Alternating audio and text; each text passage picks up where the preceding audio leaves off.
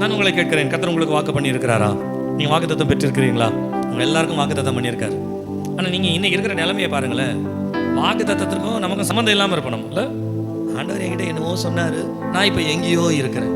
யோசேப்புக்கிட்ட ஆண்டவர் என்ன சொன்னார்? சகோதரர்கள் யாவரும் உன்னை, ஆண்டவர் அதான் சொன்னார். ஆனால் மேட்டர் ஆஃப் சப்ஜெக்ட் என்ன தெரியுங்களா? இவர் போய் ஏதோ ஒரு இடத்துல வணங்கிட்டு இருக்காரு யாரையும். எகிப்திலே போர்த்திபாருடைய வீட்டிலே அவனுடைய வீட்டு வேலைக்காரனாய் சேவிக்கிறவனாய் அந்த இடத்துல இருந்தான்.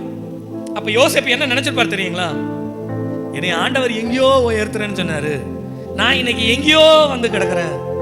எனக்கும் எனக்கு கொடுத்த கனவுக்கும் தரிசனத்துக்கும் வாக்கு தத்தத்திற்கும் ஒரு சம்பந்தமும் கிடையாது. சம்பந்தம் இல்லாம இன்றைக்கு உட்கார்ந்து இருக்கிறேன்.